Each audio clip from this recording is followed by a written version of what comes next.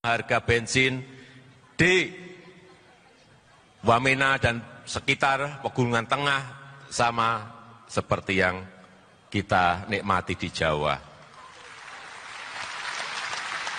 Bayangkan di Jawa kalau naik 500 perak saja demonya 4 bulan.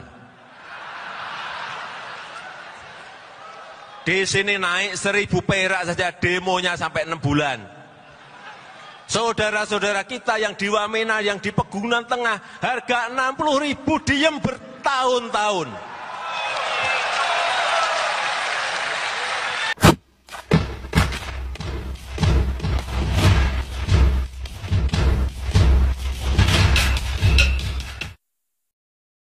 Sejak nama Jokowi muncul dalam peta kepemimpinan di Indonesia, saya sudah punya harapan besar bahwa dia akan mengubah banyak hal di Indonesia.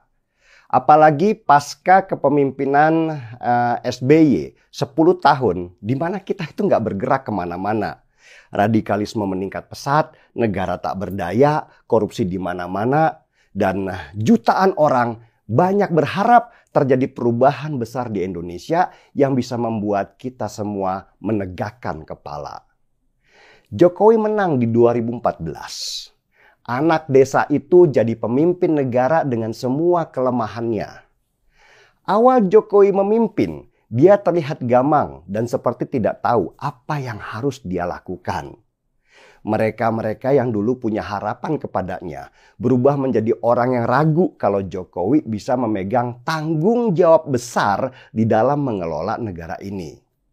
Jokowi bahkan sempat hilang beberapa hari karena bingung apa yang harus dia lakukan ketika itu. Dan saya mencatat semua itu dalam tulisan-tulisan saya di media sosial bahwa orang yang kita pilih menjadi presiden perlu banyak support, bukan malah melecehkannya, bukan malah meragukannya. Awal-awal Jokowi memimpin Indonesia, saya seperti melawan arus besar keraguan terhadap Jokowi yang datang dari para pemilihnya yang terpengaruh oleh propaganda lawan politik Jokowi. Dan sesudah melewati fase gamang, Jokowi kemudian bisa beradaptasi dengan situasi. Dia malah lebih galak sesudah jadi presiden daripada ketika jadi gubernur DKI. Siapa saja yang tidak dihajar Jokowi sejak pertama dia menjabat? Coba hitung. Mafia migas, mafia pangan, mafia batubara, mafia tanah. Dan Jokowi juga membangun infrastruktur besar-besaran, mulai jalan, bendungan, bandara, untuk memperlihatkan kepada dunia kalau Indonesia bangkit dan menjadi ancaman. Freeport dia ambil, Petral dia bubarin, dan banyak perusahaan negeri ini yang dulu dikuasai segerombolan elit dia akuisisi. Bahkan sekarang Jokowi berantem dengan Eropa terkait kebijakan dia yang melarang ekspor bahan mentah nikel. Bukannya takut, Jokowi malah punya rencana melarang ekspor bahan mentah untuk produk-produk sumber daya alam lainnya. Apa yang dilakukan oleh Jokowi dalam waktu kurang dari 10 tahun, mulai dari orang yang tidak tahu apa-apa sampai jadi punya pengaruh yang luar biasa, itu sulit untuk disamai oleh banyak pemimpin negeri ini.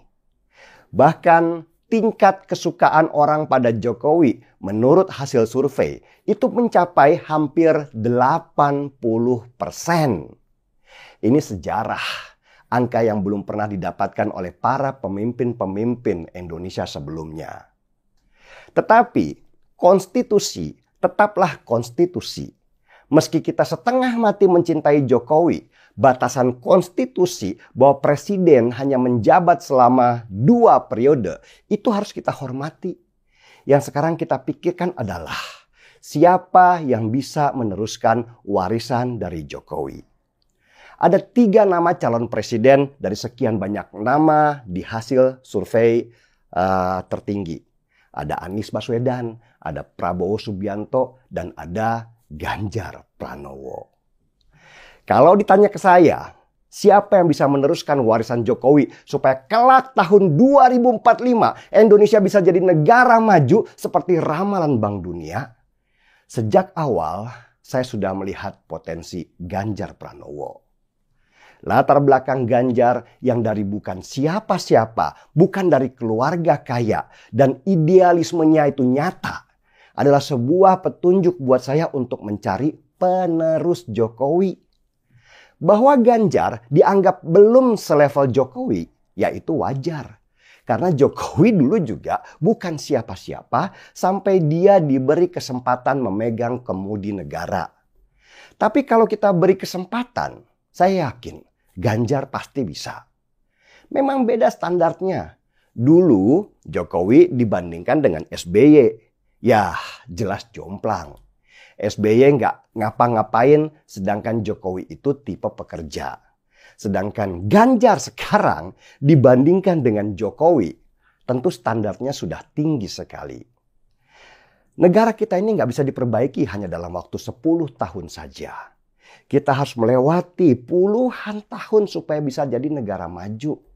Karena itu butuh pemegang tongkat estafet yang benar supaya semua program yang dibangun di era Jokowi bisa diteruskan dengan benar.